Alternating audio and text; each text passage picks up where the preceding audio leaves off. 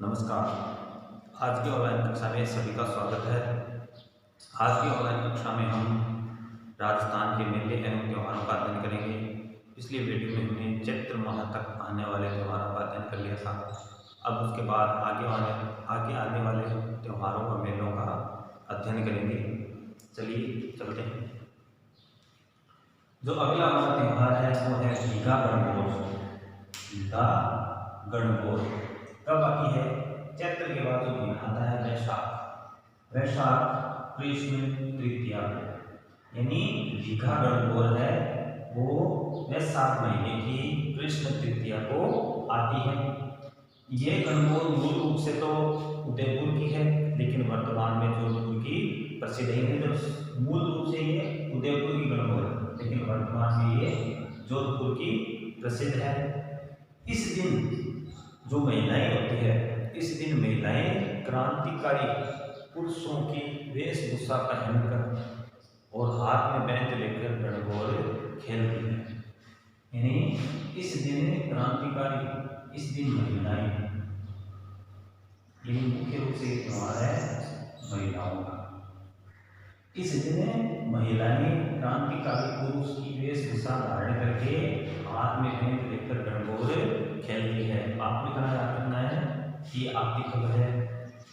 एक तो आती है चैत्र शुक्ल द्वितीया को, और चैत्र शुक्ल तृतीया को, और एक आती है घीघा गणगौर के नाम से। खाली गणगौर आती है वो चैत्र शुक्ल तृतीया को, और घीघा जो गणगौर आती है वो आती है वैशाख कृष्ण तृतीया को। उसके बाद जो अपना अगला त्योहार वो है अक्षय तृतीया या आखा तीज। फिर अपना अगला त्योहार है आखा तीज। इसी का दूसरा नाम है अक्षय तृतीया, और ये आता है वैशाख शुक्ल तृतीया। घीघा गणगौर आती है वो कृष्ण तृतीया को, यानी वैशाख कृष्ण तृतीया को, और आखा तीज या अक्षय तृतीया का त्योहार आता है वैशाख शुक्ल तृतीया को आता है। इस दिन बीकानेर का स्थापना दिवस भी है। 1488 में बीकानेर की स्थापना हुई थी, वो भी आखा तीज के दिन, और मां गण्य माता के आशीर्वाद से हुई थी। इस दिन परशुराम जयंती मनाई जाती है, यानी आखा तीज के दिन ही परशुराम जयंती मनाई जाती है। इस दिन महिलाएं अखंड सौभाग्य हेतु अक्षय तृतीया का व्रत रखती है, यानी आखा तीज का व्रत रखती है। इसीलिए इसे अक्षय तृतीया भी कहते हैं। अक्षय यानी अमर रहने वाला। अक्षय रहने के लिए महिलाएं अखंड सौभाग्य हेतु व्रत रखती है। इस दिन का प्रमुख भोजन होता है खीच। खीच यानी बाजरे की खिचड़ी बनाई जाती है। बाजरे को कूटकर या साफ प्रकार के धान मिलाकर खिचड़ी बनाई जाती है। और गलवानी एक तरल पदार्थ होता है, इमली का रस भी काम में लिया जाता है। खीच और इमलाना इसमें काम में लिया जाता है। यानी इस दिन जो प्रमुख भोजन होता है इसे सामा खिचड़ा के नाम से भी जाना जाता है। खीच यानी खिचड़ी इसकी बाजरे की, और गलवानी एक तरल पदार्थ होता है, यानी इमली का रस के रूप में उसको काम में, यानी खीच और इमली का रस इस दिन प्रमुख भोजन होता है। और इस दिन राज्य में बाल विवाह अधिक संपन्न होते हैं। आखा तीज के दिन शादियां भी अधिक होती है, लेकिन बाल विवाह यानी शादी की उम्र से पहले उनकी शादी करवा दी जाती है। तो इस दिन राज्य में बाल विवाह भी अधिक मात्रा में यानी अधिक संपन्न होते हैं। तो ये है अपनी अक्षय तृतीया। कब आती है? वैशाख शुक्ल तृतीया को। इस दिन बीकानेर का स्थापना दिवस है, परशुराम जयंती है। इस दिन महिलाएं अखंड सौभाग्य हेतु व्रत रखती है, और इस दिन का प्रमुख भोजन होता है खीच और गलवानी तरल पदार्थ है, खिचड़ी। और इस दिन राज्य में बाल विवाह अधिक संपन्न होते हैं। अब अपना अक्षय तृतीया वैशाख शुक्ल में आती है, और शुक्ल का अंतिम दिन होता है पूर्णिमा। तो अब आएगी वैशाख पूर्णिमा।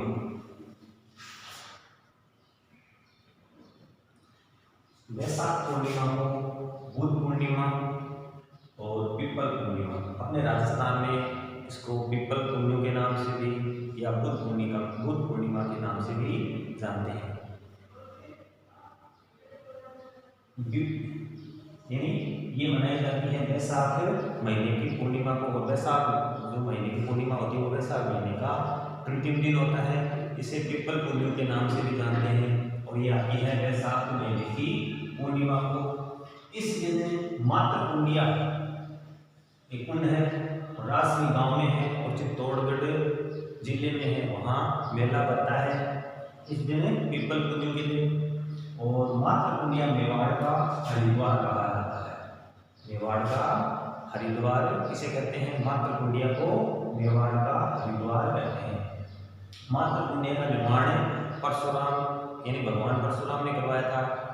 परशुराम के हाथों गलती से अपनी माता की हत्या हो गई थी और प्रायश्चित करने के लिए उन्होंने एक कुंड का निर्माण किया था जिसका नाम था मात्र कुंडिया। तो मात्र कुंडिया का निर्माण भगवान परशुराम ने करवाया था।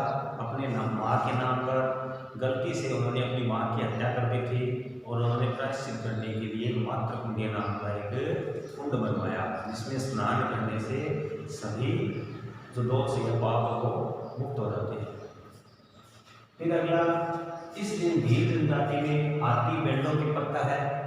हाथी और बैलों की प्रथा है, यह एक विवाह की प्रथा है। यानी भील जनजाति में हाथी और बैलों नाम की विवाह प्रथा है, वो इस दिन संपन्न करवाई जाती है। तो ये अपना त्योहार हो गया पीपल पूर्णिमा। ये आता है वैशाख पूर्णिमा को।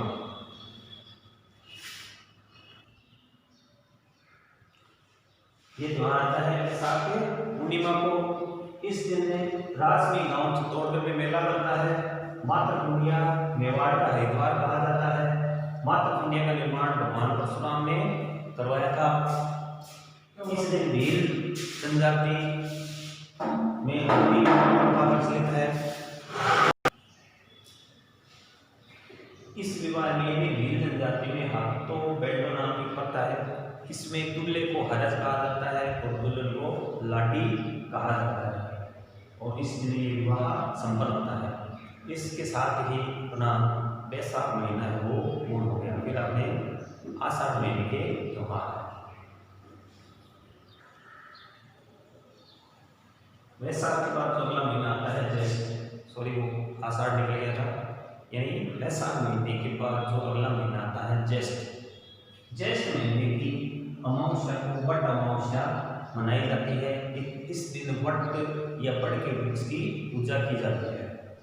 यानी जो वट अमावस्या आती है वो ज्येष्ठ मास की अमावस्या को मनाई जाती है और इस दिन वट या बड़ की पूजा की जाती है। फिर आता है गंग दशहरा। एक तो आता है दशहरा।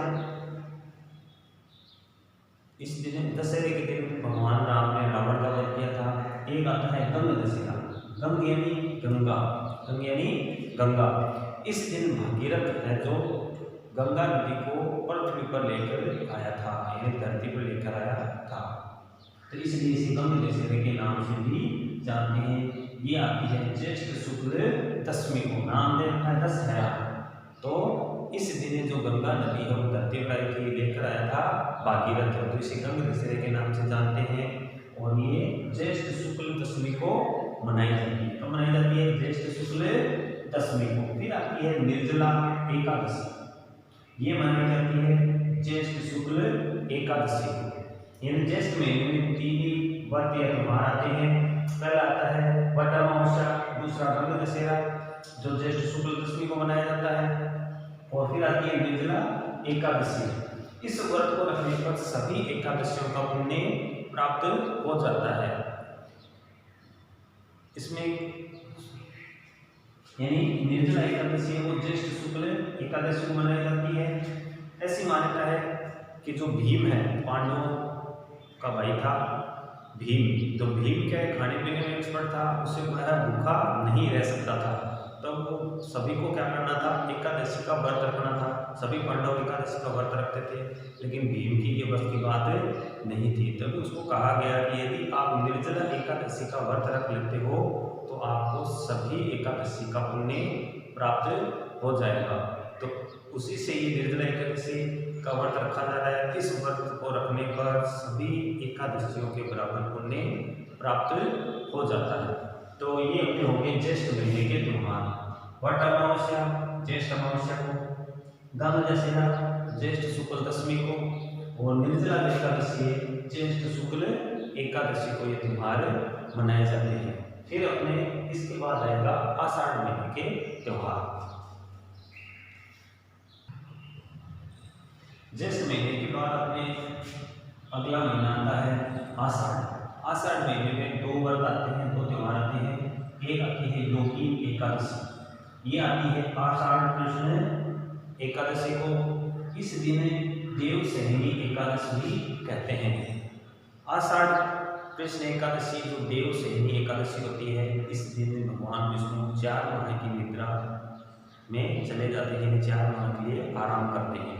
और जो देवउठनी ग्यारस होती है कार्तिक मास की शुक्ल एकादशी को होती है। उसी दिन से मामले कार्य या शादी विवाह शुरू हो जाती है। तो ये होती है देव सहनी एकादशी। फिर आती है गुरु पूर्णिमा। इस दिन अपने गुरु की पूजा की जाती है। व्यास पूर्णिमा भी कहते हैं, यानी गुरु पूर्णिमा को ही व्यास पूर्णिमा कहते हैं। और ये आती है आषाढ़ महीने की पूर्णिमा को। इस दिन महागुरु वेद व्यास जी का जन्मदिन है, जिसने महाभारत की रचना की थी। तो गुरु पूर्णिमा, व्यास पूर्णिमा, और ये मनाई जाती है आषाढ़ पूर्णिमा को। यानी गुरु पूर्णिमा का एक दूसरा नाम है व्यास पूर्णिमा है, और ये आषाढ़ महीने की पूर्णिमा को मनाई जाती है। और इस दिन अपने गुरुओं की पूजा की जाती है। मनाने का कारण ये है कि इस दिन महागुरु वेद व्यास का जन्मदिन माना जाता है। ये अपना 60 महीना पूरा हो गया। फिर अगला अपना महीना आता है सावन। और श्रावण के शुक्ल तृतीया से त्योहारों की शुरुआत होती है। और श्रावण का जो पहला सोमवार होता है वो भगवान महादेव को समर्पित है। और जो श्रावण मास का जो पहला मंगलवार आता है वो माता पार्वती को समर्पित है। इस दिन महिला और पुरुष इन्हें श्रावण के सोमवार महिला और पुरुष दोनों व्रत रखते हैं। ऐसी मान्यता है कि जो व्रत रखता है कन्याओं को तो अच्छा पति मिलता है, और जो पुरुष रखते हैं उनको अच्छी पत्नी मिलती है या जल्दी उनकी शादी हो जाती है। तो सावन के सोमवार का व्रत रखा जाता है। तो ये अपने आषाढ़ महीने के त्योहार हो गए। और श्रावण मास के सोमवार और मंगलवार हो गए। अब श्रावण मास के अंदर जो अगले कौन कौन से त्योहार आते हैं उनके बारे में पढ़ेंगे।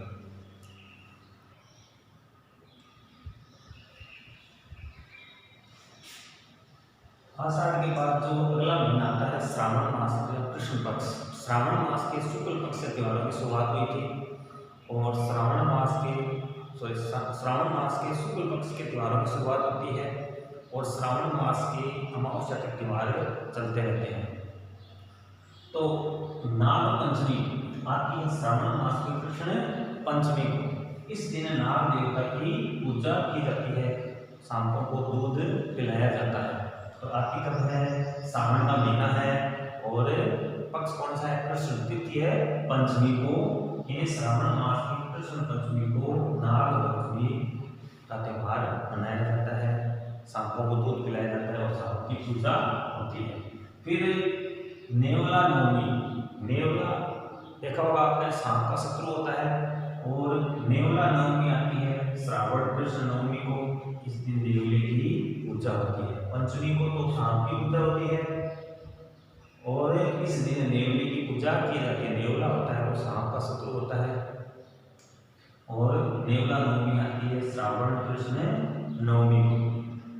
फिर दो त्योहारों की फिर अगली आती है अमावस्या। इसको हरियाली अमावस्या के नाम से भी जानते हैं, क्योंकि श्रावण का महीना होता है, बारिश होती है, चारों तरफ क्या होती है? हरियाली हरियाली होती है। तो इस दिन पेड़ों की पूजा की जाती है। तो हरियाली अमावस्या श्रावण मास की अमावस्या को मनाई जाती है। तो श्रावण महीने में चारों तरफ हरियाली ही हरियाली होती है, इसलिए इसे हरियाली अमावस्या के नाम से जानते हैं। इस दिन जो विधवा महिलाएं होती है वो भी व्रत रखती है। अमूमन विधवा महिलाएं व्रत कम ही रखती है, लेकिन हरियाली अमावस्या को विधवा महिला भी व्रत रखती है। इस दिन मामले पास अजमेर के अंदर कल्प वृक्ष का मेला बढ़ता है। और इस दिन बूढ़ा जोड़, यानी बूढ़ा जोड़ है वो श्री गंगानगर में मेला बढ़ता है। बूढ़ा जोड़ नाम का एक मेला है वो गंगानगर में बढ़ता है। कल्याण जी का मेला भी डिग्गी टोंग में बढ़ता है। अगर संतान प्राप्त नहीं होने उनकी कल्याण जी की पूजा की जाए तो उनको संतान की प्राप्ति हो जाती है। तो ये अपने राजस्थान की लोक देवता भी है। और कल्याण जी का जो मेला है वो हरियाली अमावस्या को डिग्गी टोंक जिले में पड़ता है। तो हरियाली अमावस्या को मनाई जाती है, श्रावण अमावस्या को। इस दिन विधवा महिलाएं व्रत रखती है और इस दिन मांगलियावास अजमेर में कल्पवृक्ष जो पेड़ होता है उसका मेला होता है। और इस दिन बूटा जोड़ मेला श्री गंगानगर में पड़ता है और कल्याण जी का मेला डिग्गी टोंक में पड़ता है। इसी के साथ भी अपने त्योहार पूरे होते हैं। एक त्योहार वो बच गया जो बिना तिथि के आता वो आता है मकर संक्रांति।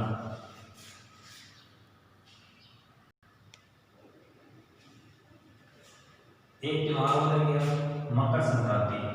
हालांकि वैसे त्योहार समाप्त हो गए, ये बिना तिथि के त्योहार आता है। ये आता है अंग्रेजी कैलेंडर के अनुसार 14 जनवरी को। तो मकर संक्रांति आती है वो 14 जनवरी को। इस मकर संक्रांति के समय अपने हिंदी महीने के हिसाब से मल मास चल रहे होते हैं। तो मल मास होते हैं वो दान दक्षिणा के महीने होते हैं, उनमें दान अधिक दिया जाता है। तो मकर संक्रांति को मनाई जाती है प्रत्येक वर्ष 14 जनवरी को मनाई जाती है। 14 जनवरी को सूर्य उत्तरायण यानी दक्षिणायन से उत्तरायण में आता है और इस दिन मकर राशि में प्रवेश करता है। यानी सूर्य जब वो मकर राशि में प्रवेश करता है, यह दान धर्म का त्योहार है। यानी इस समय अपने हिंदू यानी जो हिंदी महीने के हिसाब से मल मास होते हैं, मल मास में अधिक दान दिया जाता है। मकर संक्रांति जो त्योहार है उसमें दान का त्योहार है। इस दिन पर्यटन विभाग द्वारा जयपुर में पतंग महोत्सव या पतंग उत्सव मनाया जाता है। पतंगों की प्रतियोगिता करवाई जाती है और पतंग उड़ाए जाते हैं। पहले क्या थे, आखा तीज के दिन पतंग उड़ाए जाते थे, लेकिन वर्तमान में मकर संक्रांति के दिन पतंग महोत्सव या पतंग उड़ाई जाती है। मुख्यतः ये जयपुर की प्रसिद्ध है। ये पर्यटन विभाग है जो जयपुर में पतंग उत्सव मनाता है। कब मनाता है? मकर संक्रांति के दिन। इससे दिन तेरुंडा, तो इस दिन यानी मकर संक्रांति के दिन ही महिलाओं के द्वारा 13 प्रकार की वस्तुओं बांटी जाती है। ये 13 सुहासिनी महिलाओं को बांटी जाती है। सुहासिनी अपने परिवार की महिलाओं या महिलाओं को छोड़कर अन्य महिलाओं को जो होती है उनको सुहासिनी कहते हैं। और ये 13 प्रकार की वस्तुएं बांटी जाती है, उनको तेरुंडा कहते हैं। क्या कहते हैं? तेरुंडा। यानी मकर संक्रांति के दिन 13 प्रकार की वस्तुएं बांटी जाती है, उन्हें तेरुंडा कहते हैं। और इसी दिन रूठी सास को मनाने की परंपरा भी है। यानी मकर संक्रांति के दिन अगर किसी महिला की सास अगर रूठ जाती है तो उसको मनाने की भी परंपरा है। इस दिन महिलाओं के द्वारा अपनी सास को सीढ़ियों में चढ़ाया जाता है या सोने की निशानी से भी उतारा जाता है, ऐसी परंपरा है। और अपने ननिहाल में जाकर उनको उठाया भी जाता है, यानी जगाना भी बोलते हैं। ये ननिहाल में नाने ससुर जी को या मामे ससुर जी को जगाया जाता है, जिसको कहते हैं संक्रांत जगाना। तो ये अपना त्योहार हो गया मकर संक्रांति। 14 जनवरी को सूर्य उत्तरायण में होता है और मकर राशि में प्रवेश करता है। ये दान दक्षिणा का महीना है और इस दिन पर्यटन विभाग द्वारा जयपुर में पतंग उत्सव मनाया जाता है और रूठी सास को मनाने की भी परंपरा है। और तेरुंडा 13 प्रकार की वस्तुएं जो बांटी जाती है उन्हें तेरुंडा कहते हैं। और एक आता है धमोली। धमोली तीज का जो व्रत करते हैं उससे पहले, सूर्य उदय से पहले जो भी आहार लिया जाता है उसे धमोली कहते हैं। क्या कहते हैं? धमोली। तीज का व्रत रखने से पहले अगर महिलाएं सूर्य उदय से पहले कुछ आहार करती है उसे धमोली कहा जाता है। इसी के साथ ही अपने त्योहार को क्या होते हैं? समाप्त होते हैं। त्योहारों की शुरुआत होती है श्रावण मास के शुक्ल तृतीया से और श्रावण मास की अमावस्या तक चलते हैं। अपने भारत में 4 प्रकार के कैलेंडर चलते हैं, ग्रिगोरियन, शक संवत, विक्रम संवत और हिजरी संवत मुस्लिमों का। और जो अपने जितने त्योहार आते हैं वो हिंदू कैलेंडर के हिसाब से आते हैं। इसी के साथ ही हमारे त्योहार समाप्त हो गए। अपन फिर मिलेंगे किसी अन्य टॉपिक में नेक्स्ट वीडियो में। तो हमारा वीडियो आपको अच्छा लगा हो तो लाइक और शेयर करना ना भूलें और चैनल को सब्सक्राइब जरूर करें। हमसे जुड़े रहिए और मेले और त्योहार पढ़ते रहिए।